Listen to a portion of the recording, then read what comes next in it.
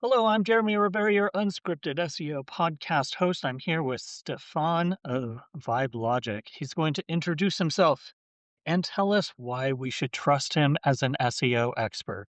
Oh, that's a big promise. Okay, well, I'll start with it depends. Uh, Actually, I thought about starting a podcast called It Depends because that would be kind of Classic. awesome. But I'm Stephan Bajaio. I am the CEO and co-founder of a small agency called Vibe Logic. My background stems about, well, let's see. I helped put some of the first e-commerce sites on the internet during the dot-com boom bust. We'll talk about that because I'm getting a feeling that we're in that same bubble right Oh, now. So a lot of deja bubble. vu there. I would later go into publishing and from there find my way into the link slinging business of SEO at the beginning. A little company called Link Experts that would later turn into a larger company I'd helped become one of the original co-founders of called Conductor. Some of you may know it, very large enterprise SEO platform. I helped build that business out for about 14 years. After we were bought by WeWork, we bought ourselves back from WeWork. There's a whole lot of stuff that went on there. And then I decided I want to see how the other half lived. So I did the stint as a CMO because I'd been telling the CMOs how to do stuff for a while at the big companies. And now it was time to actually do it. So Yeah. that was another version of me. And then finally started Vibe Logic, this passion project that's become an agency that is growing steadily. And I'm excited about what's to come with AI and where we're at and all that good stuff. So if you trust me at your own risk, how's that? It sounds good. Talking about deja vu all over again, there are multiple things where I keep because I started in 2007. Um, and so what is old is new, and what is new is old. Um, and it's I think, what is it? We're on the seventh iteration of SEO is dead at this Oh, point. seventh. I think we're on the 17th, to be honest. It's I actually I did an article for Halloween about it, where I just kept showing the zombies of all the different times people have cited SEO dying because it's a joke. It's a joke, and it's also just very telling and sad that we keep having this over and over. But in all fairness, if you're an SEO out there, and how clean are we supposed to keep this? You can. I don't care. Okay. Well, it's your fucking fault, guys. It's my fault too. Okay. I've been doing this for 2 decades, and part of my job at one point was to be the chief evangelist at Conductor. And believe it or not, that wasn't just evangelizing Conductor, that was evangelizing search. And the Yeah. reality is that we've done a piss poor job of defining ourselves within organizations. We've let others define us for us. We've let others, hell, we still are in an argument right now about what we are, AEO, GEO, AIO. That's our fault. That's no one Yes. else's fault. We're letting the others narrate what we Yeah. do, and it's ridiculous. And SEOs as an industry, who I love and have grown up with and feel like are honestly some of the smartest people in the room at the companies they're at, are acting like idiots when it comes to our actual industry because we need to claim what it is, not let others tell us what it is. So Stepping on your soapbox. but the Tell me. soapbox is Tell tall and we haven't even climbed to the first rung. Trust me, tell me I'm not. what. Tell me what it is then. What would you say as an SEO you do I here? mean, it's simple. It's Stefan's employment opportunities, right? SEO. No. It's all kidding aside. The optimization part is what we do.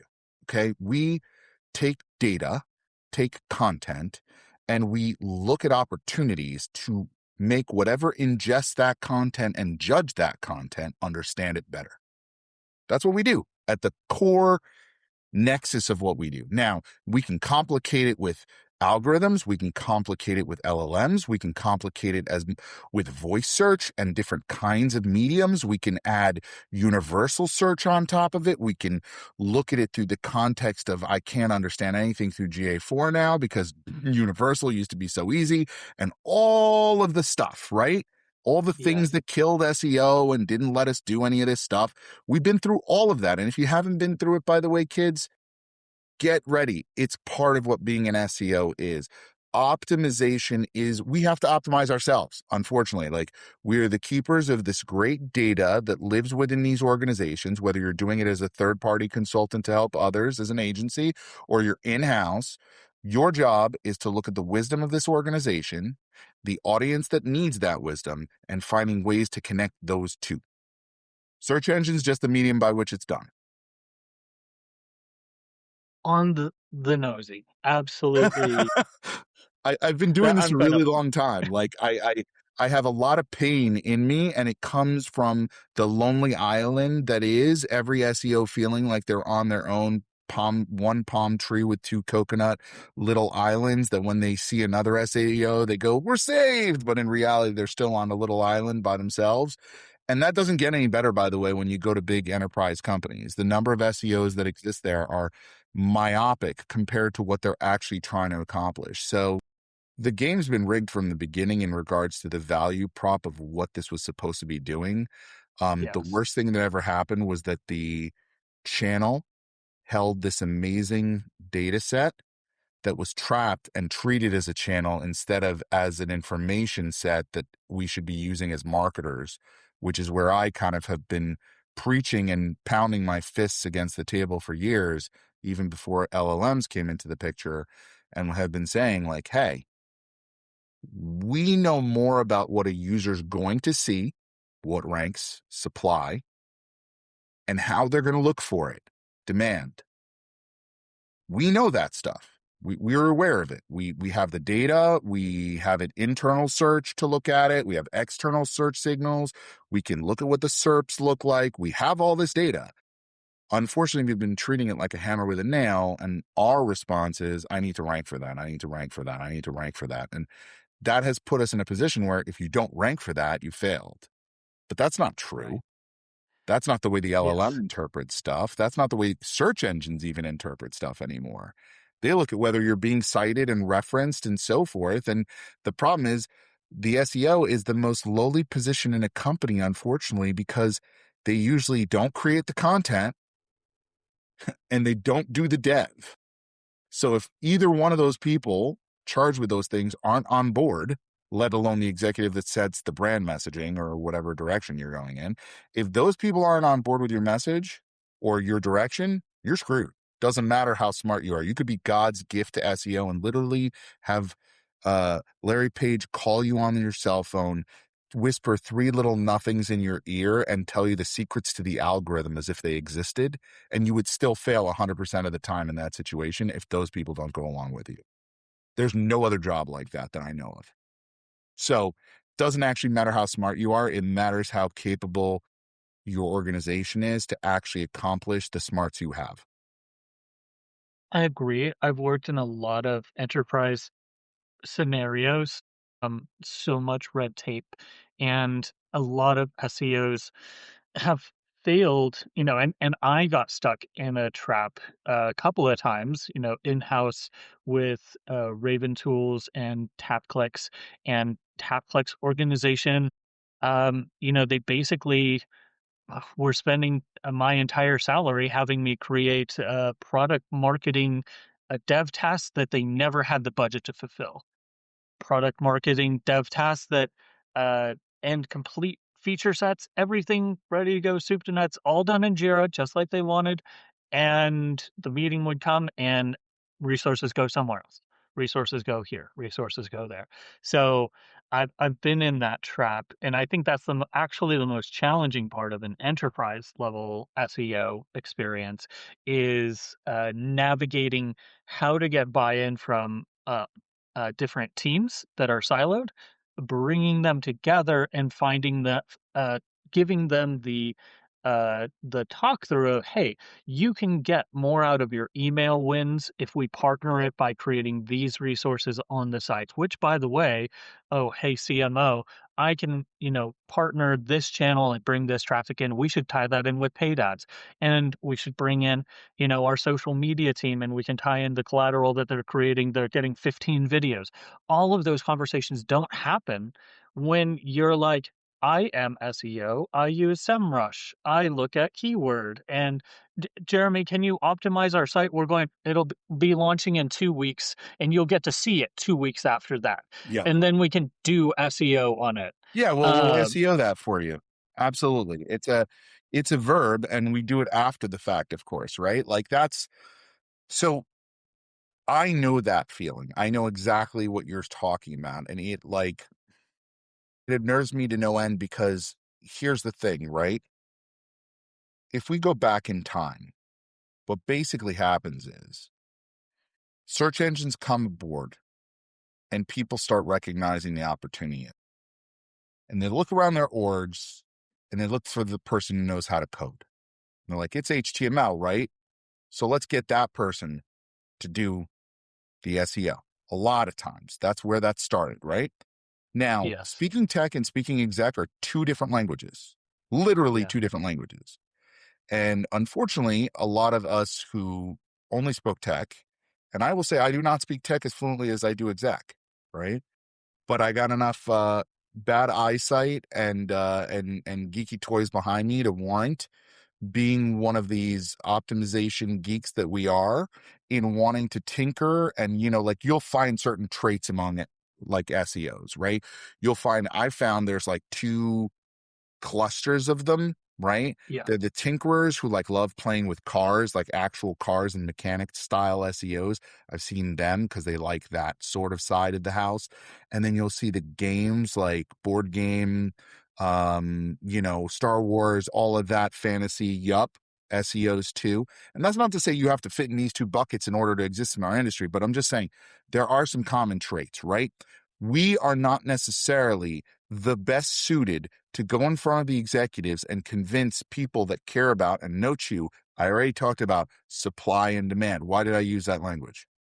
Because that's the linguistics of business, not the Yes. linguistics of canonical. I often say, you want to see someone roll their eyes? Say canonical in a meeting. It's going to raise more wristwatches than eyebrows. Like you're talking about technical stuff and they don't care about that, right?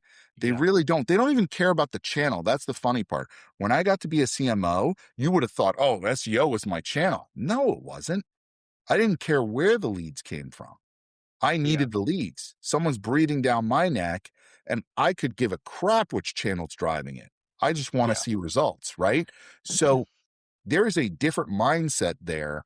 And Jeremy, to your point, the and this is a bigger conversation that needs to be had, especially now in the AI, dare I say, landscape, because that sounds like it's made up by an AI in the vast digital landscape. Whenever you see vast digital landscape, it's like ChatGPT wrote that. Um, I'm a, I'm I look at it and say maybe the marketing departments are built wrong. Like maybe the marketing of the future by channel is the incorrect way of doing it. That channel specificity in the way that we're doing it is actually incorrect. You can have specialties, but perhaps we should not be all KPIing, because the KPIs that people do in the silos that are a marketing department, when you get to a mid-size, let alone enterprise company, are conflicting by nature. And Yeah. because of that, you won't necessarily let's use a very simple example. One of the two Achilles heels that exists in an SEO's world is content. If the content writer is being gauged or KPI'd on volume, which is horrendous, but let's just say it was, you have to do Yeah. 5 blog posts a month. Except I come back and tell you page 6, 7, 8, and 9 need optimizations, at least a paragraph or whatever more to them. Have I actually helped you hit your KPI? No, because this is not going to create net new content, and that's not counted in your KPI. So what I've Yeah. done is actually distracts you from your KPI, which ultimately gets you the pat on the back or the bonus or the you're doing a great job, or at least you're keeping up with what we're asking of you, right? Those two Yeah. things are at odds. It is not the CMO's job. It should be, but the CMO is so focused on getting the vision out there and the numbers going in the right direction that they're not always looking operationally back. And it depends on what kind of CMO it is, by the way. You've got brand heavy, which is like messaging. And then you've got some that are really geeky that like the numbers and like to get into all the depths of stuff. Again, I'm making generalizations, but those people aren't necessarily going to come in and arbitrate the problems or conflicts of these things for you, right? So as an SEO, you're kind of trapped, right? And you really should be a center of excellence. In reality, that's what you are. You're a keeper of data and direction, but you're treated as a Yeah. channel.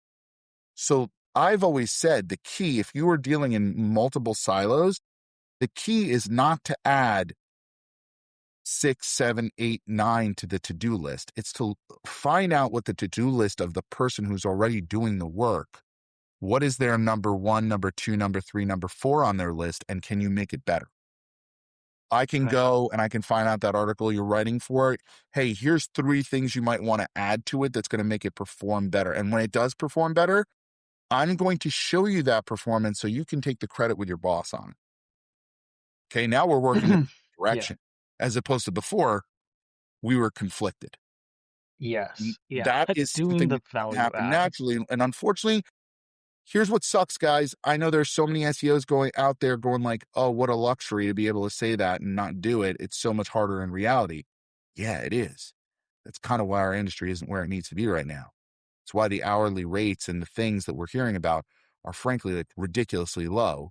And it's also why people are allowed to say our entire industry is dead just because AI showed up, let alone voice search, let alone Google Plus, let alone all the things that came previously that were supposedly SEO killers, right? Like, give me a break, guys. Like, if you want to play, play, but like, show up and do the stuff you have to. And being an SEO is harder than just telling people what to fix. I'm curious what's your take on this quote from Chris Tweeden, a Spacebar Collective. He said, "Talented SEOs look forward to Google algorithm updates. Agree or disagree?" And that's a really interesting quote. I think it depends on the type of SEO you are. I think my co-founder, Trevor, who's the logic in Vibe Logic, right? I'm more of the vibe. I'm less of a technical SEO. I'll be the first one to tell you that. I don't get excited at an algo update because I'm not going to pick it apart. He's going to pick it apart because it's a floating math equation in the sky and he likes doing that. And that gives him dopamine, right? But I would say like, when I look at it, I say, okay, that's one more aspect of how things are or aren't working. I look forward to it when I know we're doing the right stuff. I would not be looking forward to it if I knew a client of mine was writing all AI content right now.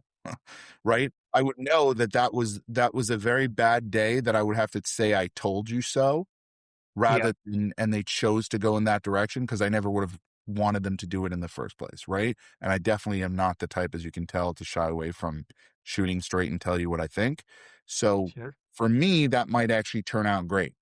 Yeah, awesome. Look, I was right. Not that I really want that to be the case because I don't want you to drop, but maybe some of the spammer listicles, that are out there just got out of the way, right? And less nonsense is in the SERP and it's getting cleaner. I hope so.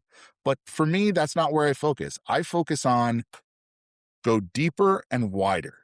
Go deeper into the content. Am I really answering it correctly? Have we really done a good job? I usually wear a t-shirt that says, if you're not helping people, you're just selling stuff. And I actually believe that as a mantra for marketing. Like, I actually think you can give away a lot of stuff to someone and you'll earn their business. Like, you'll earn their trust. You'll do that with the engines, you'll do that with the LLMs, and you'll do that with your audience. But you need to earn it first. So in order to do that, you need to not give some top level, I think there's a great example I use. Someone's bullet point is someone else's entire universe.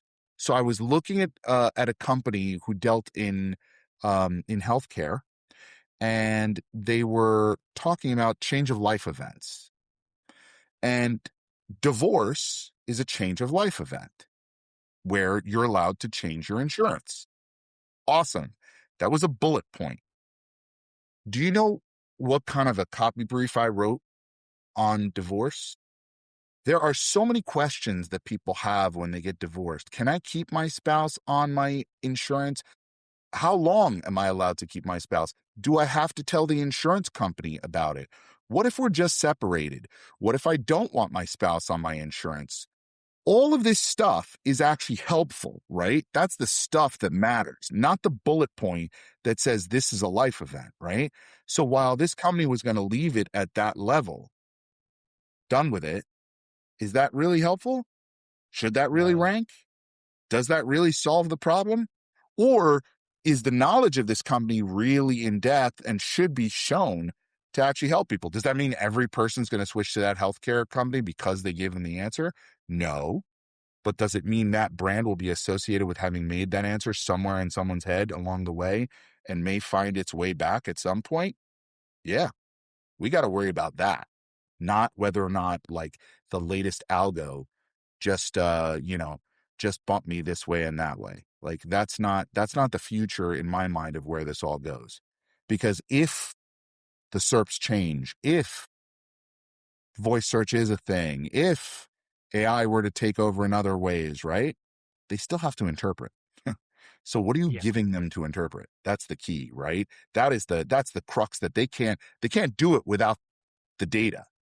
So if you go back to the source and you deal in the data and you deal in better data and wisdom that exists in these organizations, and instead of putting a moat, like you put it on the other side of the moat and you expose some of it in the ways that you can, now I think you're doing something awesome. Now I think you have the opportunity to do some real good in the world and ultimately Yeah. solve people's problems and earn the trust that these people end up getting in their businesses. So one of my quotes that I often use in interviews comes from Matt Brooks of SEO Taric. He says, ChatGPT is your most popular but least trained customer support representative. So tying those two concepts together of, hey, as SEOs, we need to think about how we can help our end customer of the business. Yes. What is the process then of helping our human by talking to a bot. And in some case, in a long time, we have been talking to the bot already.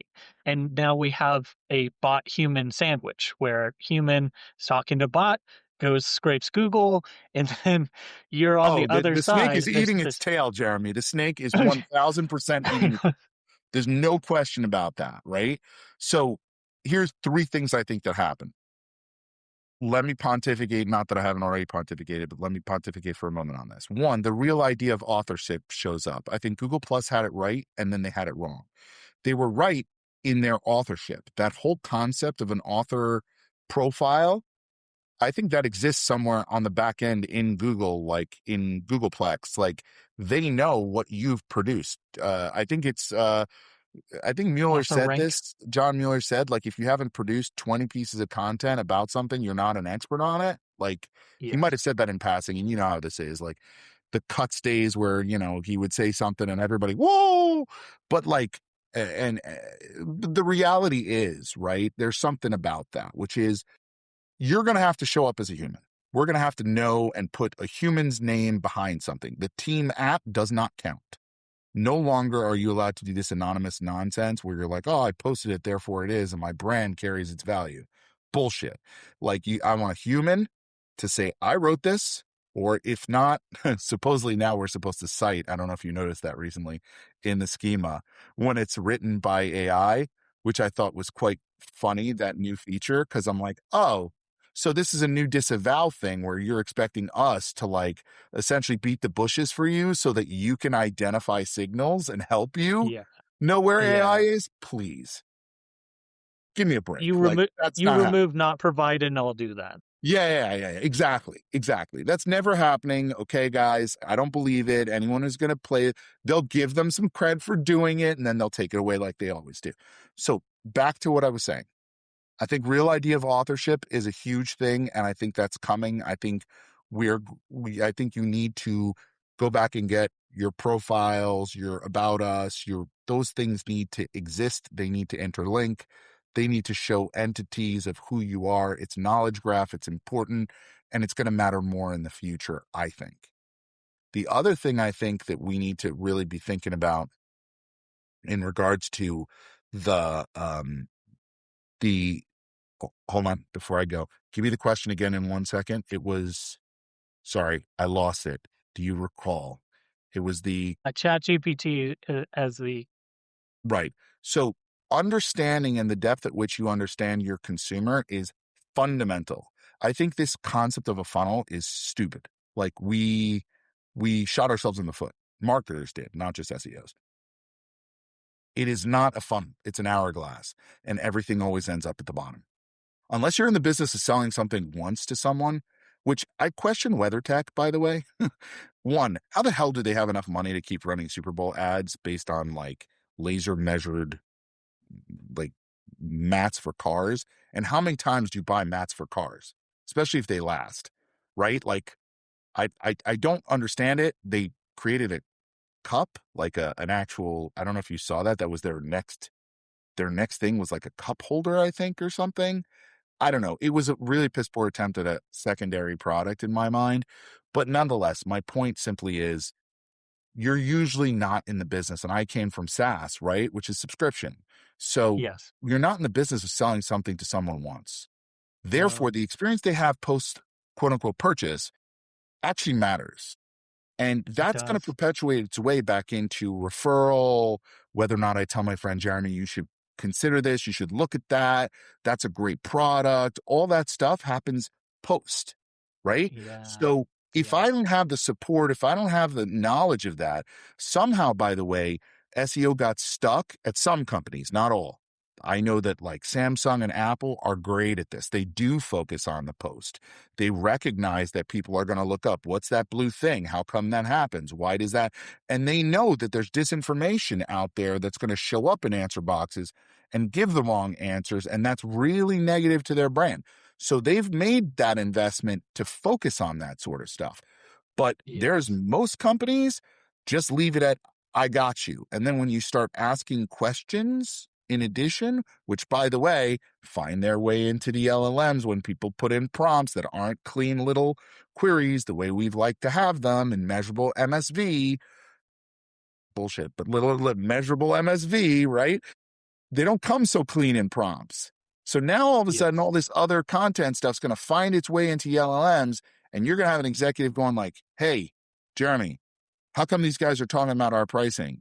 Or how come these guys are saying that we have a bad review? Or how come it's because all we cared about was getting in front of them in order to make them buy something. It wasn't Yep. going back to the chat logs and figuring out what are the most asked questions that we get. What are people most concerned about? How have we solved that problem? Right. So an Yeah. issue of 1,000 years ago in your business is still coming up as if it's new. That's a problem. Ooh, I might have lost you. It was Somewhere I a lost little your glitch. diatribe. I'm back. Mid diatribe. There we go. Oh, We're back, baby. I was basically You're saying on a roll. somewhere along the way, right? You need to be going back to your chat log, seeing what people are asking, understanding the most asked questions, the most plaguing problems. Maybe it's a problem we already solved, by the way, and it's a misconception in the industry. Like there used to be a time where Conductor couldn't do global rankings. It was a million years ago. But then I'd have like someone who'd had a sales call with us a year ago still think that, right? Yeah. We solved that problem like 6 months before. So their preconceived notion or whatever the moment in which they interacted with your brand was, is where you Yeah. left them. If nothing else is going to confirm or deny that to them for the future, then like they're left with whatever they were thought left with. And so you're doing a disservice if all you're doing is being a demand gen engine rather Yeah. than a than a brand continuity, like, guardian of the brand. And I know that's a weird thing to say, but like, and I know that doesn't fall cleanly in anyone's ROI, guys. So I'm well aware of what I'm saying here. Yeah. I get that, but I think it goes back to some new best practices that I've developed, which is actually, I don't know, speaking to your client, do an interview. Oh my goodness. I, scheduled an interview with, the precast concrete wall guy and talk to the guy that actually installs it and ask, hey, when you're bringing it to the site, what are the questions that they need answered? Oh, do we have space for this? Oh, we need a cleared pad. Oh, we need these measurements to be measured 3 times because it's concrete. It's not going to change dimension. If it's the wrong measurement the first time, then it's going to be delivered at that measurement. Ain't going to change it. Um, Hallelujah, you know, Jeremy. Preach, you know, preach, t- preach. talk to like I Yeah, interviewed. It comes from an extension of finally doing these podcasts, but I realized, you know what, this conversation right here, this is the best goddamn keyword research that you could ask for. Get two experts riffing on a subject. They'll bring up the most cogent pain points. They will address the elephants in the room. yes. That's what you turn your marketing on. If you want to find out what's happening in home improvement, talk to a home improvement guy. Like, get them on the phone. Don't go to Ahrefs. Don't start SEO with your SEM Rush tool. I don't care how good your tools are, they are tools and they should support some sort of process to deliver X, Y, or Z, but you're not an Ahrefs executor. You're an SEO. You're optimizing, use your tools, but it's just, I know there was somewhere where we got lost in the weeds. I think it was just so easy to get traffic from Google between 2010 and 2020, where that's all you could do. You could survive by just, quote unquote optimizing keywords on blog posts. Like, and you could just stay in Ahrefs, you look up your data, come up with the headlines, never speaking. I had done this at agents. I will cop to it. I worked at an agency and I never actually spoke to anybody within that company ever, but produced dozens of articles in collaboration with our content team, who also never spoke with the customer. Right. That's the other All piece. interaction was done through a customer support representative who I also never talked to. He saw my notes, they talked to him, we see his notes, and we did our thing in a silo and separate. And we wonder why we're disconnected from our clients. Okay. So let's take exactly what you put there and let's put this into actionable practice right now. I'm going to turn this into an actionable practice. First and foremost, guys, LLMs, you're using them wrong. You're seeing them as a channel to rank in. That's because you've been trained to believe that ranks, first of all, there is no rank in an LLM, okay? We don't even know whether or not relevancy is highest to lowest. They make up results. Like, this is not the droids you're looking for. Like, you're not in the right place. What you need to be thinking about, in my mind, is how easy it is with the tools we have today to transcribe. So to your point, if I have, you already called it, the installer's a great person, but am I going to do a great job interviewing? No, the first thing I should probably do is go to an LLM and ask, what are the most frequent questions I should ask an installer of concrete into my home? Okay, so now I have a good basis off which to start my questions. Next thing, I might go to a SEMrush or an href to see if there's any additional questions I can find that are frequently asked. Okay, might not be for the installer, it might be for the salesperson, whatever. Okay, I've got a good set of questions now. Now I go with whatever choose your favorite, whether it's Teams, Google, Google Meet, whatever, right? Switch on whatever your note taker is, Fireflies, whoever you're using, Otter, you name it. And what used to be, oh my God, I got to pay a transcription service and blah, blah. Look how fast that turned into something we now snap our fingers with. Okay. So we don't even realize an entire industry of transcription, by the way, just got like wiped out Yeah, by no, it did. version of these little features, right? So there's a Yes. lot of really cool shit you should be doing. But what do we do with that data? So now we take that data and we think through a few different things, right? What are the pain points of installation? What are the considerations? What are some things you're going to want to do in order to actually get this thing to happen well? Because you know that if someone comes in to install concrete and it's not ready and it's not capable, there's friction, right? And you could Yes. actually maybe even measure that friction. So that might be some interesting things when you're trying to figure out the ROI of this. You might want to say, hey, have you guys ever seen how many times you had to go back to a site to redo because it wasn't ready the first time? If that's a metric they've Right. calculated somewhere, you need to get your Yeah. hands on that. Now, what are we going to do with this data? Well, we're going to look at whether or not we can create a calculator out of it. Some things that are on and off. If they go yes, then that's okay. If they go no, that's a problem. And we're going to maybe do a calculator with certain things that you're supposed to check off, check on. Maybe it's a checklist, it's digital. And guess what? If you don't know how to do a lick of code, throw it to Claude and then QA the hell out of it. Okay. Like now I've got a piece of this is where AI is helping you, right? It's Yes. not having to get 5 devs time and effort to come and help you. No, vibe code the shit out of that and go and try and get something that actually helps. Now, is that going to be on the website? Maybe. Is that going to rank? Probably not. Is that going to be a useful asset that you've now created that could actually go and actually sit on the site that someone can send from the customer service team before the installer comes in and says, make sure you follow these steps. Once that happens, we'll get an email that says you've done this, you're good to go. Right. And now Yep. it's almost like the unwritten written contract. They went through the process, they did the stuff, they checked the stuff off. So now if they say they did it, but they didn't do it, you kind of can lay the blame where it belongs. But the really cool part there is you don't just leave it there. You put the question bubbles that are going to come along with some of these things, and that leads to the content you just created.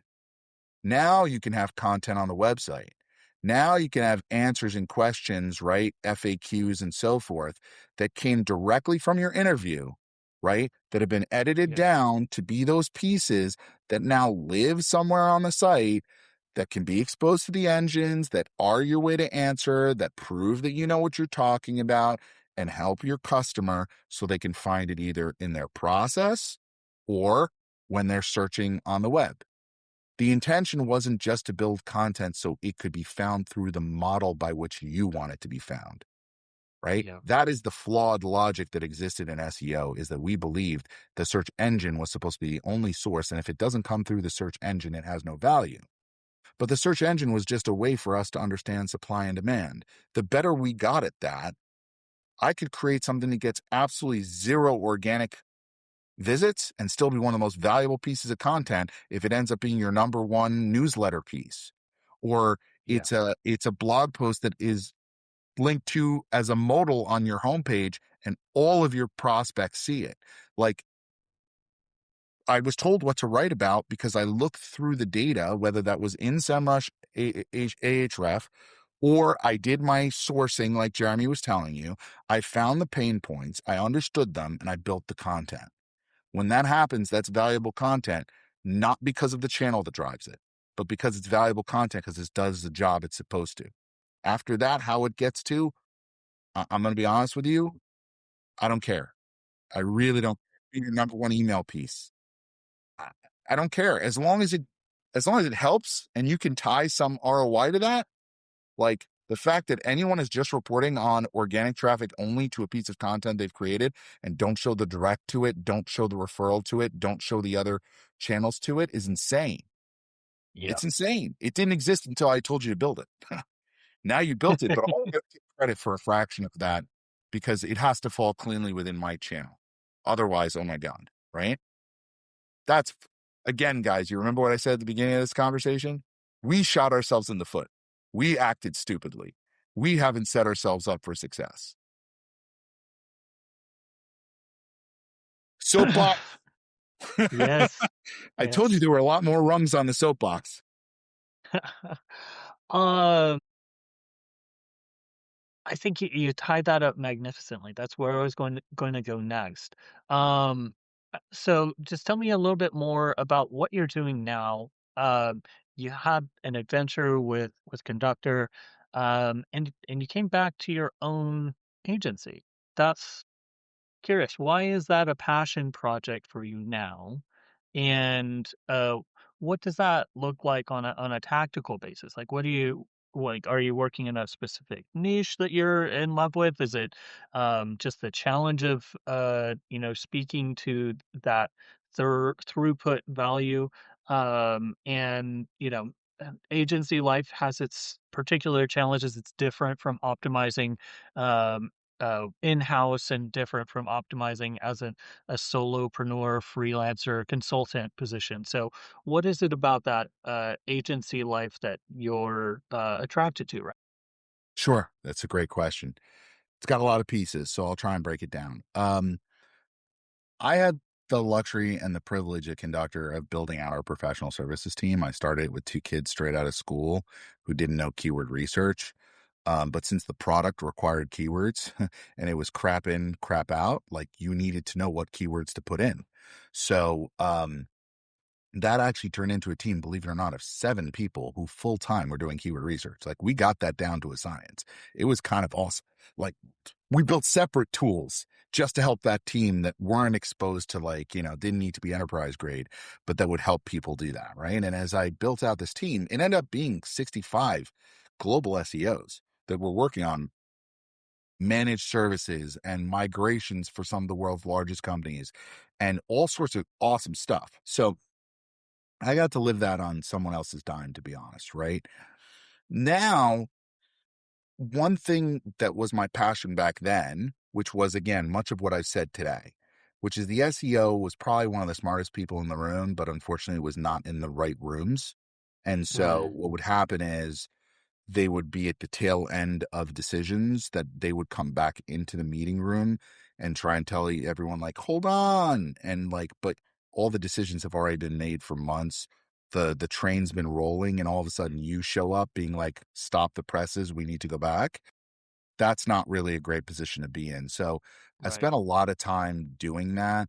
And I said to myself, um, I need to first, I found an awesome partner. Like Trevor Stolber is my business partner. We met during COVID. We actually physically didn't meet, but we met on a meetup through Hook Agency. Great guy, Tim Brown, connected us on one of these like meetup, drink up things. And we just like I hate to say we vibed, but we vibed. And it's before I named the company Vibe Logic, which is funny because like I'm the vibe and Trevor's the logic. Trevor's the guy who won't introduce himself in the way he should. Trevor is a Doogie Howser, if you know the reference, graduated high school at 12, 2 points shy of Mensa, has like 17 pending patents to his name, like absolute technical genius when it comes to search, has been doing it for on the side for like 26 years. So before Google was a thing, right? Um, he's awesome at that. Me, I'm all about the vibe, right? So I like thinking through what are the crazy ideas? What are the ways people should be thinking about content? Kind of like we just did now. How do we turn this into something more valuable? How do we shape it and so forth? So, with that in mind, and knowing where AI seems to be coming in, which, by the way, I think is, like I said, distracting a lot of executives over to this world right now, I said, let's start building some product, but let's build an agency first to fund it. So, we've been building out our agency, and, we have everything from enterprise clients, $3 billion company over here. That's not what we make. And small little therapy clinic over here. Like we run the gamut, honestly. We're kind of starting to get our ICP down, I think, which is more B2B focused. I think we're probably stronger there. I think we're more in the growth space of like, let's say anywhere between, and this is a pretty broad space, but revenue between 10 million up to probably $100 million is probably where we should sit. Um, and really going and solving their problems, of which SEO is part of it, but it's really a visibility issue. So the way that I'm looking at the problem is what we call web presence intelligence. I used to call it search presence intelligence, but I changed that because search presence intelligence was too search. And this is really web presence intelligence. So what do? We look at actually the supply side. We say, hey, you know what? LLMs are going to show these results to you, and search engines are going to show these results to you. Is your response to treat it as a ranking opportunity, or is your response to recognize the multi-channel opportunity of influence of getting in front of that audience? So we start to think of multi-channel approaches around topics that make sense to go after that audience's visibility. We say, be where decisions are formed, not made, formed, right? You form an opinion on Reddit. You form an opinion reading an article. You form an opinion on a partner site, potentially.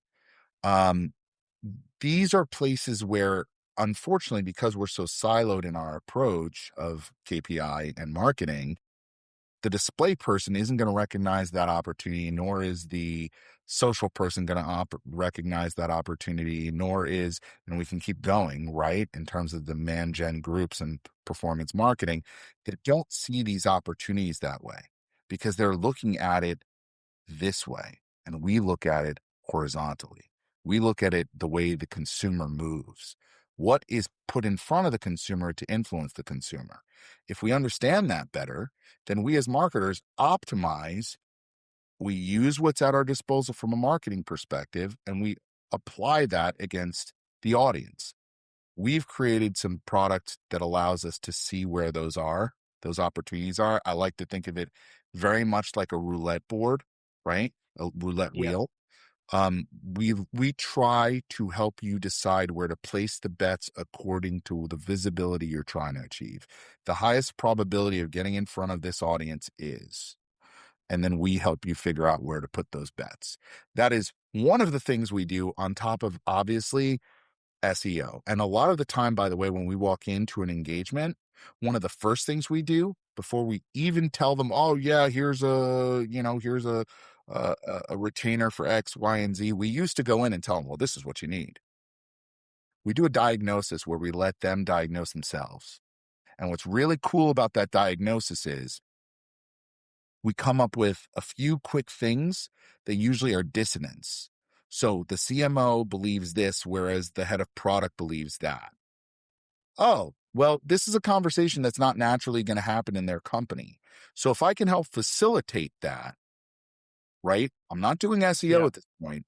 I'm showing them the dissonance. And then in the next meeting, we give them a roadmap. And that roadmap is like, hey, listen, if you want to go without us, go. This is prioritized as to what we would do if we were in your situation based on what we heard from you. So it's a self-diagnosis that we told you, and it's very much like the doctor coming in and saying, like, if you want the home remedy, like, you can go home and do this, or if you want to take on, the ongoing treatment that's going to take this and allow us to do that, and we might find other things over time that you're going to need. Um, that's the other option. So we're very much like not trying to force services on people. We're trying to let companies recognize the needs, because then you're working with them, not against them. Too many companies you go into as a consultant or an agency, um, you're taking someone else's budget, or there's politics involved, or, and so it's adversarial by nature of where it starts, Yeah. versus if they come to their own conclusion of why you're needed with their own answers, it opens you up to being able to solve for them rather than just search for them, so to speak. I love that concept of positioning yourself as a solution after they answer the question of, do I need a solution? And what is my problem? I think that's really also the big one, right? Like, if I go in and let's say I went in and I told you I'm going to give you this many copy briefs a month. I've done this before. You're going to get this many copy briefs a month. Here's the problem. Everything they do when it comes to creating content has to go through one writer, and that one writer is tied to about 700 other things and does not have the capability to do it. I can keep giving them copy brief after copy brief after copy brief to go execute. But have I actually helped them? By the end of the Yeah. contract, I've fulfilled, right? But did the needle move? No, because I gave them the wrong stuff because it didn't map back to their capability. So it's like you can do the right stuff in providing your client the answers, but if you don't know their ability to execute, and that's more than just a, honestly, that's more than just a one conversation, a really good discovery call. Like you have to get in there and understand the pain points of their organization to understand where you can help the most. That's how you make a real partnership. Vendorships are a dime a dozen. Anybody can be a vendor. If you're like snake oil salesman guy who comes in, guarantees ranks, guarantees this, that, and the other. Sorry guys, you're not my SEO and you're not my guy, like, or girl. That's not for me. I'm in the business of creating partnerships where people are gonna refer me, want more people like us, want to know other people. If we can't take on their business, we can turn them to people who can. We want to be trusted advisors, right? Like the Yeah. problem I have in a company is I have to hold myself back because I want to help you with everything. Like I want to get in there and fractional CMO, and you should be, by the way, if you're hiring for one of these positions, that's what you should be looking for. If you're a good SEO, you want to do all of that. Like Yeah. you are so passionate about what you do and the business you're helping that like you just want to, like you can't help yourself. It's what I call shower thoughts, right? Like you're thinking about them in the shower Should do this. in Yeah. the most appropriate way, of course, guys. Like, but like you're thinking about them, right? These are the things they don't, it's not plaguing you. It's passioning you. It's like getting into your head because you can't help it because there's a problem to be solved. And by the way, that trait, when I hire, that's what I look for. I can't, anyone can teach you aspects of search. I can't teach you passion. If you have a passion, a true desire to help, Jeremy, the fact that you thought about going and doing that with your client and asking those questions, even though it wasn't the modus operandi you had done up until now, is a testament to exactly that passion. Passion doesn't show up the same way. Notice, Jeremy's not going to emote the same way I emote, but recognizing when and how that passion comes out in the people you're around is really important to do. Because if you had just poo-pooed what he did, you'd be squashing his passion. So, like, the reality is you took active steps to get out there and figure out what the client really needed. You didn't do that because you got paid more for it. You did it because it was part of what you felt should be done. And that's usually driven by passion. So that is the number one. If someone says, what's the number one trait? That's what it is. Because algorithms are going to change. LLMs are going to come in, blow up your shit. Executives are going to go off on wild goose chases, New right? shinies. Yeah. New shinies. Devs are not going to go along for the ride and ask you to validate your shit 10 ways to Sunday. And content writers are going to say you're cheapening their brand. But the reality is that passion carries you through. And that's why I'm still here. 20 years later, still messing around in search, right? An industry that's dead and dying and whatever. And yet I'm doubling down here, building an agency in it when everyone's like, oh, what are you doing? What are you doing? No, it's not an SEO agency. It's a visibility agency. And it's all about search, about LLMs and AI, and any surface in which people are looking for solutions. I want to help companies with. That's it. Love it. Tell people where you're visible, where they can have more of this conversation with Stefan. Absolutely. Absolutely. So, by all means, hit me up on LinkedIn. It is my like drug of choice. Though it's been souring a little bit, that algo's acting a little bit strange these days. It's hard to get a like, but yeah, definitely check me out. Stephan Bajaio, STEPHANBAJAIO. That's on LinkedIn. Vibe Logic, VIBE LOG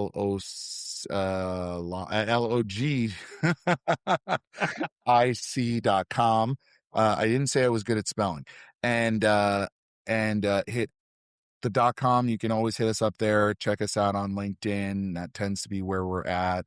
I love just honestly spitballing. So I can't say I have tons of time to do it, but if you have a problem and no one else can help, maybe you can call. No, sorry, that reference is only good for certain people that are old enough to know it, but I'm always happy to help.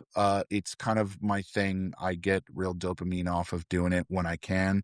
So if you're running up against a business problem or a search problem or even a communications problem where you just don't know how to get that across to the exec who doesn't get it. I've been the cool uncle. I know how to do that. So, let me know. I'm more than happy to help. Who you going to call? It's Stefan. I don't know about that. I'm no Ghostbuster, but I'll do the best I can. So know that this industry is worth more than we're giving it credit for, and I'm still proud to be a part of it. And I'm happy to keep pushing, and I hope we all do, because there's a lot more good stuff on the other side of fear. We just need to get over it. Amen. Thanks, Stefan.